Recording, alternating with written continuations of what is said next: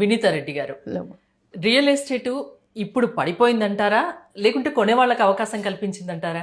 100% కొనే వాళ్ళకి అవకాశం ఇచ్చింది. ఇప్పుడు ఒక ఇన్వెస్టర్ అనే వాళ్ళు కరెక్ట్ డెసిషన్ ఎలా తీసుకుంటారు, వైజ్ డెసిషన్ అంటే ఇలాంటి మూమెంట్లో తీసుకుంటారు. అందుకనే మేము ఒక రకంగా దీన్ని ఇన్వెస్టర్స్ మార్కెట్ అంటాం. ఇన్వెస్టర్స్ మార్కెట్ అంటే వాళ్ళు ఎలా ఆలోచిస్తారు, తక్కువ ధరలోకి వస్తే టక్కనే లాట్లో తీసేస్తారు. అలాంటి టైంలో ఒక కామన్ మ్యాన్ కూడా వైజ్గా ఆలోచించి చేయాలి. అది చిన్న బడ్జెట్ ఉండనివ్వండి, తక్కువ బడ్జెట్ ఉండండి, ఎవరైనా సరే ఈ టైంలో కొంటే వాళ్ళకి ఎక్కువ రిటర్న్స్ వస్తాయి. ఆల్రెడీ మూమెంట్ స్టార్ట్ అయిపోయింది, ఇంతకన్నా లేట్ చేయొద్దండి. ఆల్రెడీ లాస్ట్ 1 year బ్యాక్ తీసుకున్న వాళ్ళకి ఈ రోజుకి చాలా డిఫరెన్స్ వచ్చేసింది వాళ్ళ అంటే అప్రిషియేషన్. ఈ రోజు ఆల్రెడీ ఫుల్ మూమెంట్లోకి వచ్చేసింది ఇప్పుడు మార్కెట్.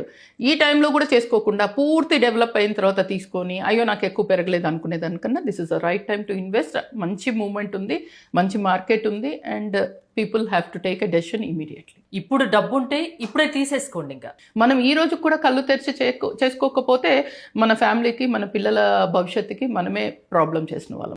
బంగారం కొండం బెటరా, భూమి కొండం బెటరా? ఆబ్వియస్లీ నేను భూమి కొండమే అంటాను. ఎందు గురించి అంటే బంగారం మనం రోజు ఒంటి మీద వేసుకుని తిరగలేం, ఖచ్చితంగా అకేషనల్లీ వాడతాము, వేసుకున్న లిమిటెడ్ గా వేసుకుంటాం. Rest of the time we keep it in the locker.